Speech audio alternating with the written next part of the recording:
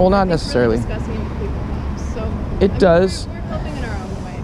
Well, we have to think about what is needed. What do the children need? So there's a lot of Christians who rely on personal relationship interactions with people. It's not a bad thing. We need to do that, but we need more than that. We need to change the culture. So culture is shaped by what people are constantly seeing, hearing, and talking about. So we need to go out and influence what millions of people are seeing and hearing and talking about on a regular basis. So like advertising companies understand this. That's why they put their stuff all over the place. And so they actually change people's thinking because people see their stuff all over the place, and people are more likely to buy their product because they see it all over the place, and they've always seen it all over the place from birth. Well, we need to do that with the truth of the gospel. We need to do that with the truth about these children. And it is a fact that people do turn away from murdering their children after seeing bloody baby images. So if that's a fact, then we need to use those as a tool in the fight. We need to use every weapon in our arsenal and not just relegate ourselves to only just this one thing that isn't really going to do the job, you know. We have to reach tons of people with the truth because tons of people have been educated into lies. Millions of people going to public schools that teach them that they evolved out of stardust. Millions of people going to public schools that won't teach them about abortion. So we got to teach them. And you can teach people by preaching to them, you know. They won't automatically tune you out. The Holy Spirit can use it.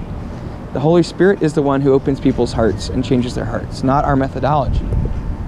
So I'd encourage you to think about other ways that you can address the abortion genocide. You know, you could go to a parking lot and drop like thousands of pieces of literature on people's cars, and people pick that up and they read it and they look at it, you know. And that could change somebody's life. You never know.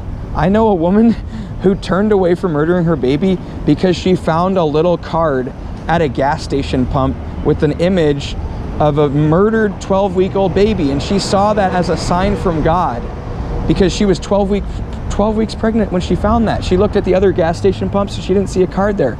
She saw that as a sign from God because somebody took the time to leave that little piece of paper at that pump.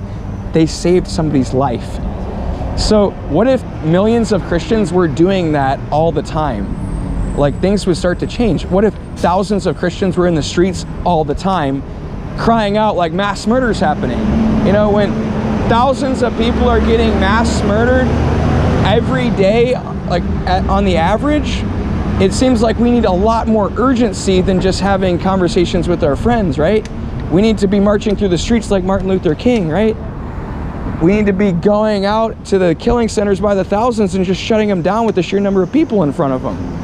That's the appropriate response to mass murder. But when we take other methodology that's like not trying to reach a lot of people, doesn't seem very urgent, then that doesn't communicate that murder's happening. And it's almost like you're undermining your own message with your own methodology. So the methodology is also part of the message. I think the Holy Spirit can work through any methodology. He can, but we also need to be consistent and think about, what do the babies need from us?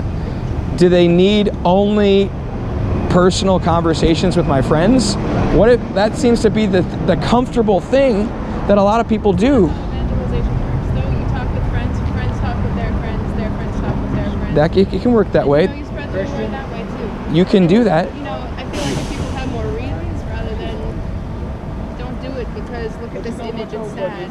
Like, yeah, people know that, and a lot of people are callous to that, I feel. They are. So if you actually explain more of your reasoning behind that, I feel like that really speaks more into their soul rather than just a superficial. Well, we need both. I'm not saying one or the other. I'm saying let's do both. And we should be going out to the lost people and having conversations with them, and not just our friends, you know, because you can have awesome conversations with any random stranger that you come across. Yeah, so Christians aren't doing that, though. That's the problem. They're like, I donate to a crisis pregnancy center. I go to the March for Life once a year. It's pathetic, you know, like, and having conversations with your friends is good, but we have to do more than that. Yeah, what the disciples do back in the day, pretty much all nations, you know,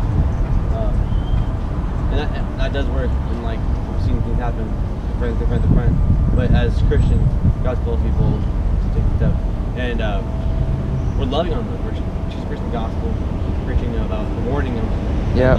God judged nations for child sacrifice. He did. Just the fact of it. We don't want that for others. I think the reason why we haven't been perished or destroyed is there's Christians that stand against. And what we say is absolutely true. Yeah, so I'd encourage you to think about what other things you're going to do besides conversations with your friends. There's a verse in the Bible that actually says, go into the world and preach the gospel to all nations. And there's another verse that it just talks about making disciples, and it's basically the Greek word. There's a Greek word for it. And it just means wherever you are and wherever you're going, share the gospel. So be a Christian, share the gospel wherever you go. And we share that through our presence, and what we do. Just God's light shines through us, whatever we do. As long as we're practicing Christian faith. And we know these Bible verses, so as long as we're practicing, we know what the gospel's preaching, and we convey that to everyone else. We don't even necessarily have to be as explicit as what you guys are saying necessarily. I mean, yes, we should do that as well. But I'm saying, for some people that are scared away by that, we can still reach them. Yes. You're gonna have two reactions to it. You're gonna love it and wow, Lord, thank you. And you're gonna say, Lord, I hate you. You're gonna persecute you. Same thing with them. We're not here looking for persecution, looking to get martyred. But disciples went through it. They went through persecution. We're nowhere close to what they went through, but Yeah. Oh yeah, I see it in the military. You've got snipers, you've got engineers, you've got different roles, and I think it's just a matter of, depending on the position we're in, the most efficient use of our time is going to vary to an extent from person to person. And Well, so I think it's going to vary some. There will be, right, not every single person's going to do the exact same thing, but we need to look at a situation and say, what is the most strategic way to address this, and what are the things that need to be done by the most amount of people? So that means when you're in an emergency situation, when you're in a Holocaust, when you're in a genocide, you're going to have a lot of people doing things and learning to do things that don't come naturally to them, because it's necessary to end it as quickly as possible. Well, you bring up the genocide, and I think, like with the Holocaust, I think one thing to think is that some people hid Jews that had its effectiveness. Yeah.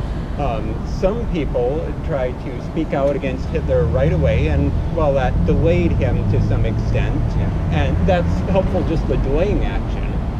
So I think, most efficient use of the time, and then I think there's also most efficient use of talents. You're a very articulate person, congratulations on that. And that's, a wonderful gift from the Holy Spirit. And I absolutely think that, keep it up, guys. But at the same time, I think that, for some people, there's skills. There's one person I know who could convey very powerful messages through art. Sure. And there's other people that Sure. can do different things. And Right. so I think it's more, my personal outlook is that it's more of a puzzle where everyone puts a lot of time into their role, and as a strategic operation, you guys here might be like the tank crew rolling through, but I think you need a few snipers on the sidelines. I think you need a few assault teams, like prayer.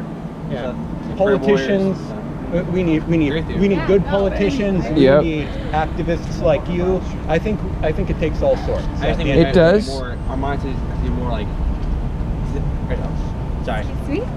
Like, we gotta know in our brains as Christians, like, babies are dying every single day. Right. Every single day, babies are dying. So it also, Every day. And it's like, that's gotta be in our brain. That's gonna be like, wow, we got an urgency. Thank you. Urgency. And I agree, like, there's prayer warriors. God's given us certain talents and gifts. And it's from Him. Whether it's preaching, prayer, worship. But all those can be used in this battle. Whether at the worship clinic, basically what we have is church outside the worship clinic. We have people worshiping God, praying. We have the preacher boys that are just like preaching. helping the moms, helping the babies. And I agree with you. There's like it's like an artillery, but we gotta be using that against abortion. We can't be. God says his number one command is do not worry. Well, and we It's shyness and like it's like in front of fear, and that fear is not from God. So I know you're not. I don't think you're saying like being in like your house it's fearful. It's not God at all. But like I met Christians like that because they're too. They think it's bad, but they're not gonna talk about it because fear. But yeah, like. I think we absolutely need people like you guys here encouraging those Christians that are afraid to stand up for what they believe in. Like Yeah. boldness, confidence. Yeah, it's just that there's a problem when the majority of people think it's their thing to like have conversations with their friends when That's right. what needs to happen is millions of people going out on the streets. That's what needs to happen. So at some point people have to say, yeah, I'm good at this, but right now we also need tons of people to do these certain things. And so I'm gonna train myself to get good at these certain things that need to be done by tons of people. Oh, and I think we also need to be coordinating like we're doing here. And there's, one site I'm on right now called Discord server, really, where we pretty much do just that, where we're figuring out where our talents is, who are the best debaters, who are the best at different roles, and really trying to make a integrated effort. You're doing that where? Right now, I'm coordinating through a Discord server. This is with people from around the country right now. And a lot of them are in the Northeast. We're in different places, but right now we're looking at different things we can do. And we've got some really great debaters in the group. Right now, I'm still looking into what specifically I'm going to be doing. So, what exactly is it? I'm not sure what you mean by the word. You haven't heard It's an online forum. It's a program. Okay. A program to do what? Basically, think of like Skype, where it's Yeah. a chat group. Okay. It was originally designed with gaming in mind, but people ended up using Discord for a lot of different things. But it's just a website where you have all sorts of different forums, sub-forums. So it's kind of like social media? Yeah, well, and I Sort of basically social is media, okay. yeah. definitely, awareness on social media is just as important because a lot of people use social media. Yeah. So if you can It is. spread out that way, It is very helpful. very important. It's just that it seems less impactful. On social media,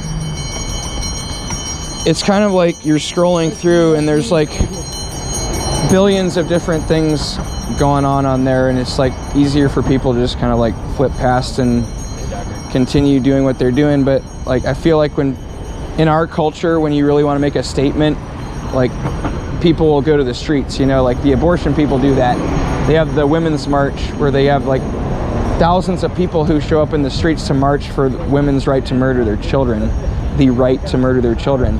And like when people are really passionate and want to make the news and stuff, they go to the streets. And I think it is more impactful when you see people who are like taking the time and energy to like actually get out there, as opposed to putting stuff out online. And it is still good to put stuff out online. I'm all about that, but Honestly, like in yeah. a war, you have your command room, you have your generals talking about what needs to happen. You get people sent to do different roles. And, there are times when it absolutely is the point of Normandy landings, everybody storm. yeah. And I feel like we're in that time right now. It comes down to, and I think it really comes down to a lot of prayer and really trying to appreciate where exactly. Because one thing that I've done, for example, and one thing that I think we can definitely do quite a bit is just preventing people from leaving. So it's like, okay, we need to have some offensive capability, but we also need to sort of protect our flank, so to speak. So by teaching within our churches, preventing people from trying to talk people out of being led astray preemptively. Because I was actually a religion teacher. Yeah. And so by doing these kinds of things, I think that can also be impactful. It might come across as preaching to the choir, but you'd be surprised how confused some of these kids are Well, yeah, I at mean, this young age. training people in correct doctrine and theology is very important. Yeah. And yeah, I mean, I think also another really important thing is for other women, especially to, you know, if there are like, or like, you know, when there are big marches, yeah, to have a strong feminine presence there, Yeah. because a lot of the reason that I've seen people not want to listen to those is just that they're like, we don't want men controlling our lives kind of thing. It's Yeah. not, they don't understand the struggle, like they don't get it. So Yeah. just having that feminine presence, I think, is Yeah. gonna be really strong. Yeah. Right. Yes, him. More preaching. It's a lot of it's preaching to the men. Less preaching to the men to like take courage, be bold, like be responsible for his life. Really, counselors there. So a lot of them are Oh, supportive, and they know the pain, suffering from what he does. They're out there pleading with the moms and offering help. But I think it's very important to have women out there, Right. talking to the moms, just like a girl to girl, and it's totally good. It's good. Yep. What was your name? I'm Josh. Josh. Felicia. Felicia. It's gonna be y'all. It's gonna be y'all. I'm Matt. Matt, nice to meet you. Matt? I'm Matt. Nice to meet you. Good talking to you. Yeah, nice talk. Yep. Yeah, and maybe with any luck, or maybe with the guidance of the Holy Spirit, maybe we'll meet again sometime. Exactly. Yeah. Yeah, we might. That would be awesome. Yep. God bless.